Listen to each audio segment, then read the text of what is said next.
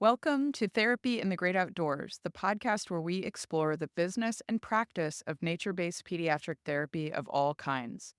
If you're an outdoor loving pediatric practitioner in the fields of occupational, physical, or speech therapy, social work, or mental health, this podcast will help you start and grow a successful nature based practice or program. I am the ever honest, always 100% real. You'll hear it all on this podcast. Dr. Laura Park Figueroa. I'm a pediatric OT with over 20 years of experience, and I run a thriving nature based practice with profitable locations in 2 different states and multi six figures in revenue. I also host the free online community at therapyinthegreatoutdoors.com to help you pursue your nature based therapy dreams too. Are you ready to take action on those dreams? Let's jump in. Hello, friends. This is the first time I'm recording since being back from my month-long trip to Nepal and Indonesia with a little 10-hour stop in Tokyo on the way home. It was an amazing trip. I planned for this episode to be a little bit of my unpacking and sharing about that trip because I could not shut my therapist brain off while I was traveling. And I saw so many things when I observed children in these different cultures. And so I want to do an episode on that. But this week, inside of the Therapy in the Great Outdoors community online, Lena Lovelady, who's this awesome nature based therapist, posted a question about holiday gifts for kids. And it got my wheels turning. And I just had so many things that I wanted to share because my own children are older now. My youngest is 14 and my oldest is 22, with one in the middle at age 20, who I was doing the traveling with in all of these different countries. And I really, from that question that she asked, I thought back over the years to when my kids were young and realized that there are a lot of toys that have stood the test of time, right? And things that are like heirlooms to me now that I will never get rid of. My grandchildren will play with them. If I have grandchildren someday, I hope I do. I'm ready to be a grandma. I'm only 48 years old. My kids are too young to have kids right now, but I feel like I'm ready to like hold a baby that is related to me somehow. My niece just had a baby and that was like the closest I've come to feeling like it would feel like to be a grandma, to hold this baby that I was related to in some way. She's adorable. She's almost 3 months old now. I'm about to go visit her again before or right after Christmas because I just can't stand it that I haven't seen her since she was like a week old. She's about 6 hours south of me in St. Louis. So, anyway, I digress. So, this episode, I am going to share my top 12 gift ideas for kids. Mostly these are toys because they are for children, but there is one little bonus one at the end. I guess I should say there's 13, but I don't know. 12 just sounded like a better number for the title of an episode. So, all right, let's dive in. These are in no particular order. Okay. So, I'm not going to group them according to ages. I'm going to just unload and let you know the things that I have found really amazing for my kids over the years, and that I know families that we've worked with in my practice have used these as gifts for their kids. They're like the greatest hits of kids' toys. So, couple of caveats before we start. The first thing I want to talk to you about why, before I share the list, why these are what I believe toys that have stood the test of time and the things, the criteria that I use when I think about giving a gift to a child. So the first thing is to try to avoid plastic as much as possible. And also, in an effort to support our local people who are still making things, try to avoid big box stores if you can. Now, I realize in this day and age, it's virtually impossible for many of us to avoid ever going to Target. I love Target just like the next person. But I know I'm not alone in that when I'm at Target, I'm a little bit or any big box store really, I'm a little overwhelmed at the waste in our world and how a lot of the things that are produced now are one use things that just get thrown in the trash and or end up in a landfill within a year. And so The toys that I'm describing here and the gifts that I'm going to share with you are things that I believe will not do that. They will be things that will be used for many years on end, and they will be things that you value in your family or for the child that you're giving them to. That the child that you're giving them to's family will value them. Okay. The second consideration is I just said this and I wasn't even following my outline, but is to consider the longevity of what you're purchasing. Think about the length of time in which these gifts will be used, giving things that are quality versus things that are quantity. And then finally, the last consideration is that gear is great, right? Like I know there's so many gifts that you can give a child that are things that will help them get outside that are gear, like waterproof pants or wool long underwear or gloves or but the thing is kids don't so much love gifts of clothing. So I've focused on toys and stuff that kids will love on this list to really focus the gift guide on things that children will really take joy in and be excited about. All right, so let's get into the gifts. So the first thing that came to mind is a pocket knife. So the one I recommend is by Mora Knife. It's Morakniv. I think it's a Swedish or a Dutch company. The one I recommend has a fixed blade, so it's not a folding knife. Those folding knives can often cause injury because the child's fingers are across where it folds and then the blade closes. And so a fixed knife. And the other thing I always make sure to look for is a little bit of a ledge that comes down over where their hand is to protect their hand from the blade so that their hand doesn't slip up onto the blade while they're using the knife. Now, this is one I will give an age range for. It very much depends on the child and on the skill of the adult who will be supervising them. But I personally think like age 8 is a good age to give a knife to a child, but some kids are ready much younger, and some kids you might need to wait till they're older. So that's just my observation over the years. My kids probably had them when they were younger, but I also was using them as guinea pigs to learn how to practice knife skills with kids in order to do knife skills in my groups with children. So they might have been rushed into using a knife as young children, but okay, so that's number 1. Number 2 is a wooden slingshot. So these are really beautifully made. You can find these on Etsy. I forgot to say, I will put a link in the show notes to every single item I'm talking about here. They will not be affiliate links because I don't have time to organize that and figure out how to do it.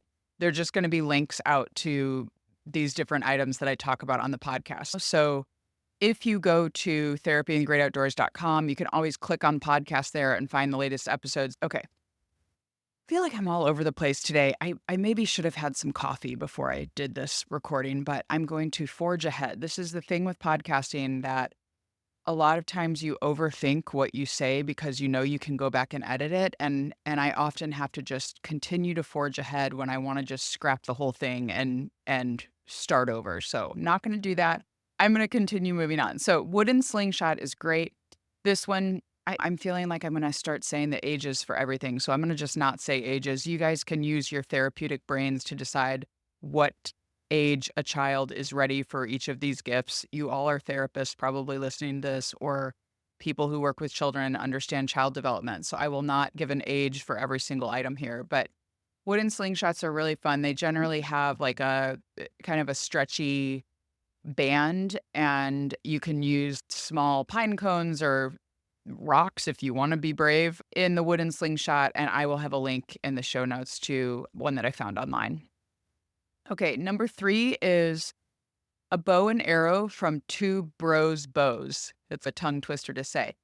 So this company makes really great high quality bow and arrows, but they have these arrows that have a little ball of padding on the end of them instead of an arrow. So it is not a true archery set that's super dangerous, but it is very fun for kids to use in nature-based therapy sessions. So they I hope that makes sense. They have a padded end so that they like aim and then bounce off of something rather than penetrate and hurt somebody. So even if there was some accident where the child got hit by one of the arrows, it really would not hurt them. So that is a great gift. I do think they might be it's a little bit more of an expensive gift. It's not like a $20 item, but I highly recommend them. We use them in our therapy groups in my practice, and the kids love them. They're always a hit. So Two Bros Bows is the name of the company. All right, number 4 is Waldorf sack dolls. So I made one of these when my son was really young. In fact, I gave it to him for Christmas when he was a year old, and so Facebook just showed me the memory recently, like, "This day 13 years ago," and they showed a picture of the little doll that I made. So there are patterns online. You can actually make these dolls if you want to, like I did. I made one, never made another one after that. We still have it though. It's like something that I really cherish because it was something that I handmade for him, right? But you can also get them online. They are really cute. They're just like the sack. They almost look like they almost look like the bottom of them is like a paper bag gathered at the top. Like it just has this sack on the bottom and then two little arms and a head. And they usually have some kind of hood on them. They're very cute. You can get them with all different kinds of skin colors. You can find them on Etsy. Tons of people make them on Etsy. Very sweet gift for for a younger child, just as a first doll. It's very cute. Okay, number 5 is Hearthsong. If you don't know about Hearthsong, they are a company that sells a lot of different toys, but the thing I love them for is their outdoor swings. They have so many different outdoor swings that you can buy from them. So that is number 5, Hearthstone Outdoor Swings. It's Hearthsong is how you spell the name of the company. And when I first started my practice, I bought a variety of different outdoor swings from them. And you'll just have to go to their website to see all of them. They just have so many that you can get. And it's fun to look at the different options there and let your brain go a little bit wild with like different ideas that you could do in therapy sessions with kids using those outdoor swings. Number 6, ribbon sticks or play silks from Sarah's Silks. So you can get these from any company, but Sarah's Silks is a very famous place where I got some things for my kids when they were young. And a ribbon stick is just something that you have a stick and then it has a very long ribbon on the end of it. So oh my gosh, you guys, this is going to be TMI, but I just had the craziest memory come to mind and I have to share it. When I was young, when I was really young, I was born in 76, so this was probably in the mid-80s. There was a company. Oh my gosh, now I wanna go on YouTube and look up if I can see any of these old commercials for this company. There was a company that probably existed only for a few years because, I don't know, you'll understand. It was called Get in Shape, Girl. And so they had a whole theme song and everything. They'd sell these sets of like exercise stuff for like young girls with a tape. Yes, a cassette tape. That's how old I am, y'all. A cassette tape and like a ribbon stick or some weights or like a little exercise mat or a headband or whatever. So they sold it was like this whole company that was trying to you got to admire it. It's like a good thing to encourage girls to be physically active, right? So I had this set that I got from Get in Shape Girl that was a ribbon stick. It was a white stick with a super long pink ribbon on it. And then they had routines that you did with it where you would move the stick in different ways. So not that I'm saying with a ribbon stick you should tell a child how to use it. I'm all for open-ended play. I don't think you should give a child a routine if you give them a ribbon stick for a gift, but that just the idea of the ribbon stick brought up this memory of that gift that I got 40 years ago almost. So, anyways, so ribbon sticks and play silks are open-ended things that you can give a child that let them play in a variety of different imaginative ways, okay? And the play silks and well, I didn't explain what play silks were. Play silks are different colored silk fabrics in different sizes that children can use in imaginative ways while they play. So I handmade, this is another one that you can hand make a bunch of. You can get blank silks from Dharma Trading Company. I will I need to put a note to myself to put that in the show notes here. Dharma blanks. I will add that after I finish recording. So Dharma Trading Company, I think it's called Dharma Trading Company online. They they sell blank silks and you can dye them yourself at home very simply. So I did this when I was young. These are things I still have. I still have the play silks that I made for my kids. I made like a big rainbow one. And then I made a bunch in a variety of different colors. And I was thinking of different nature themes. Like I made one that was green and one that was like a sky blue with some like white kind of tie dye in it.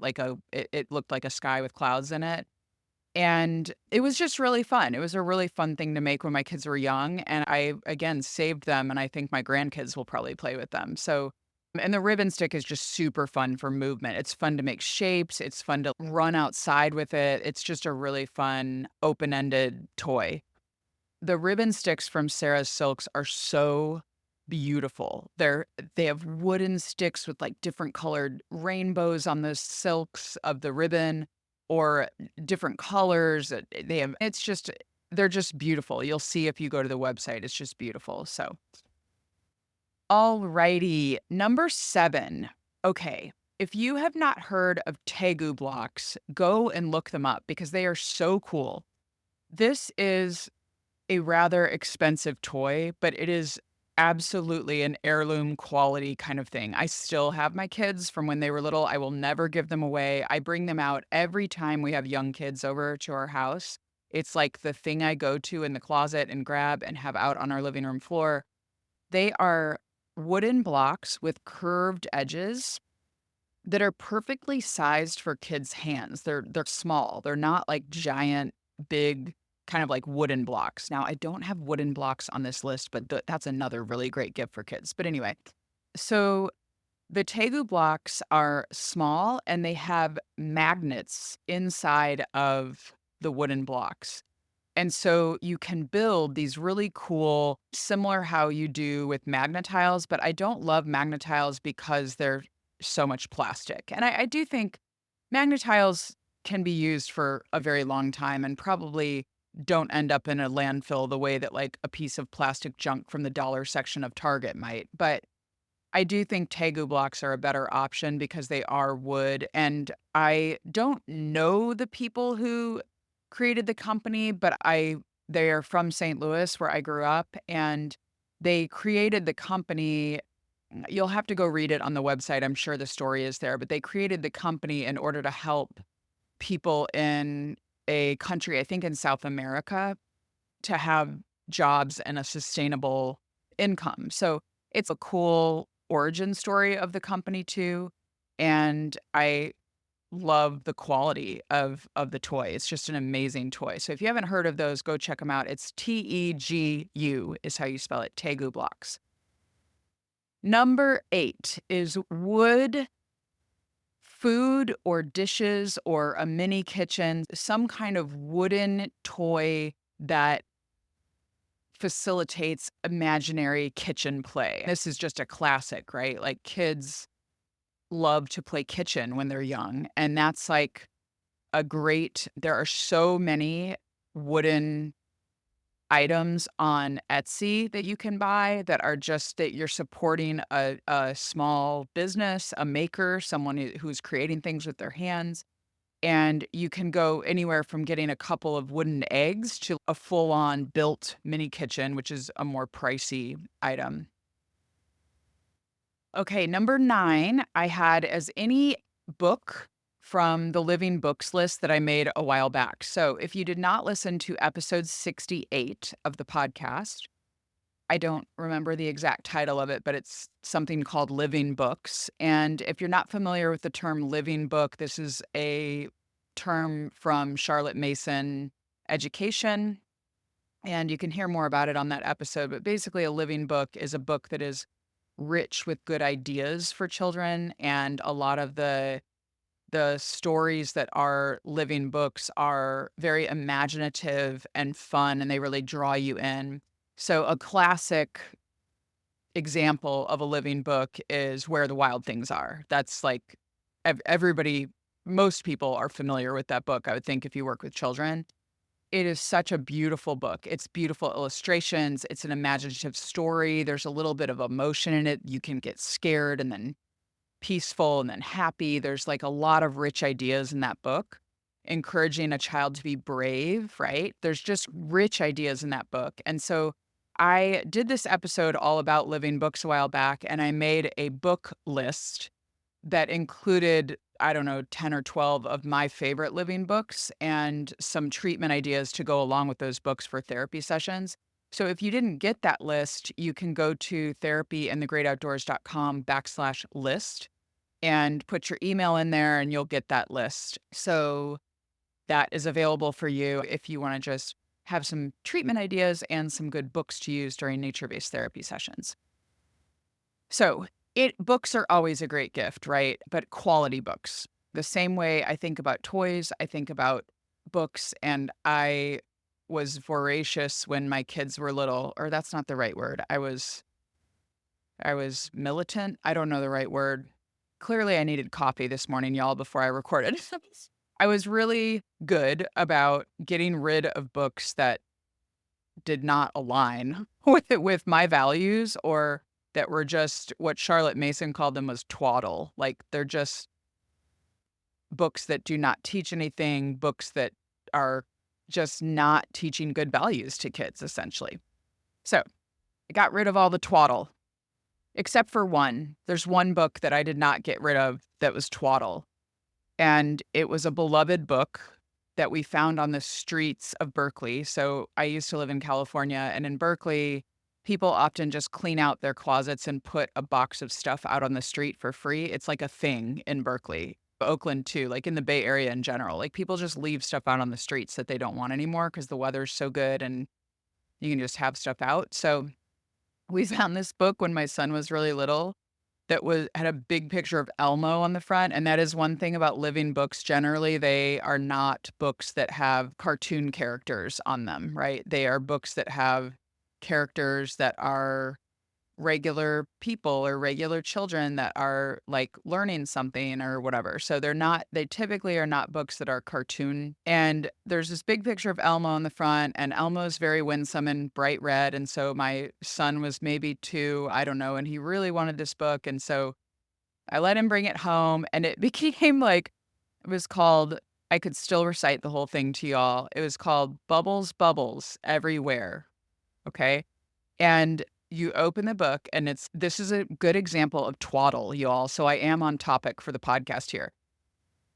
The book was like, it'd be a big picture of Elmo in the bathtub, and it'd be like, bubbles, bubbles in my hair, bubbles, bubbles everywhere, bubbles, bubbles in my toes, bubbles, bubbles, something. I don't remember the whole thing, but it's the kind of book that you read and you just want to shoot yourself as an adult. While you're reading it, you're just like, oh, I'm so sick of reading this stupid book. So that's another thing about living books, that they tend to be books that as an adult, even you can enjoy them. Like I could read Where the Wild Things Are 100 times and not get sick of it. It is a beautiful book. It is fun to read. The pictures are beautiful. So I hope that little funny story from when my kids were young gave a good example of twaddle versus a good living book.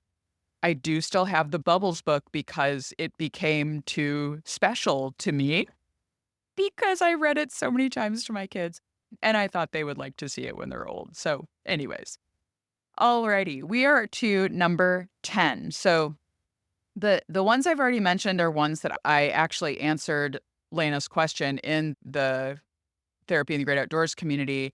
So most of the ones I've already mentioned are things that I wrote in my post there, but I added a few more for the podcast because some other things came up in my mind. The next one, number 10, is a pot holder loom. So this is great for, I'd say like kids 8 and up, maybe 7, but really they need pretty good fine motor and visual motor skills to use this. But one of my most cherished things in my kitchen is all of these little pot holders that my kids made for me when they were young using this pot holder loom. So it's just a loom that you take these little cotton things that they're like rubber bands. They're like stretchy pieces of cotton that are like a loop, and you put all of the loops on the loom, and then you weave a loop through each of the loops that are already on the loom. I hope I'm explaining this well. I hope you guys know what I'm talking about. And it makes this woven little cotton pot holder, and they are just they're the best. They make great gifts. So it's a great gift for a child to let them make gifts for other people the next holiday season or the next birthday that comes up in your family. And I love mine. Like, I have probably 8 to 10 of them in my kitchen. I have 3 children. They each made me a few, and I love them. They're just such a great useful item, and the kids got really into making them when they were young. So, and that is something too that I still have. I still have the loom, and I still have the little circles of cotton that I will again make with my grandkids. I'll get more when I have grandkids. It'll be so great. I'll get new pot holders. Okay, number 11. I confess that this is something that I do not own and I've never used, but they looked so amazing, I had to add them to the list. So, Nova Natural Toys is another great brand. It's Nova. And they had on their website these river rock blocks that are these flat, oval-ish. They're shaped like a river rock. A smooth, flat, oval-ish block that is made out of wood, and they're painted all different colors. And for a young kid, this would be for a really young kid maybe. They just are so beautiful and fun to stack up and then knock over. So I wanted to when I saw these on their website, I had the sensation of what it would feel like to play with them, and it just felt so my youngest always says that is so satisfying when something feels good, and that it felt like it would feel so satisfying to have these little river rock toys in my blocks in my hand and to be able to stack them up and play with them. So I added that to the list, even though it's something that I don't have, because I hope someone will get them and report back to me how satisfying they are to play with. Okay, number 12, and the last one on my list, besides the bonus, which is a family gift idea, is again something I have not used, but I actually think would be beloved by children. And that is a Night Buddy beanie headlamp. So, this is a headlamp that is built into the cuff of a beanie, like a hat that a child can wear. And I think they were like $20 or so. So, a great gift, like a good price point for a good gift for a kid, and it avoids the dilemma of the headlamp constantly getting lost, and I even was thinking about getting these for as gifts for kids in our groups this year, because a lot of times the headlamps that we use when it gets dark at night in these winter months get lost. They fall off of kids' heads, and so if it's actually embedded in the actual hat itself, I think that's a really fun gift for kids and encourages them to get out at night. I think it's great. It could be used on Halloween, like lots of different times when kids could use something like that. And it's a piece of gear/clothing, but it's also something that I think kids would find cool to have a light in their hat. So I added that one to the list, even though technically it's not a toy. Okay, the last one is a bonus kind of family gift idea. So, again, the origin story of this one is fun. It was created by a kid, and it is a cast iron firewood splitter. So, it has a circle at the top with this kind of like blade of iron in the middle of it, and you put a piece of firewood in the top, and you use a mallet or a sledgehammer to bang the firewood down, and it splits the firewood over this blade that's in the middle. So it would be we have one in my house. We love it. My sons love to use it. It would be a great family gift for an outdoorsy family who lives in a place where maybe they're making fires over a winter season commonly. So make sure though that you also give the mallet or sledgehammer with it, because that's the real fun part. So That is I will put the link to it in the show notes. I'm gonna click on it here, and it's called a kindling cracker. That's what it's called. Kindling cracker firewood kindling splitter.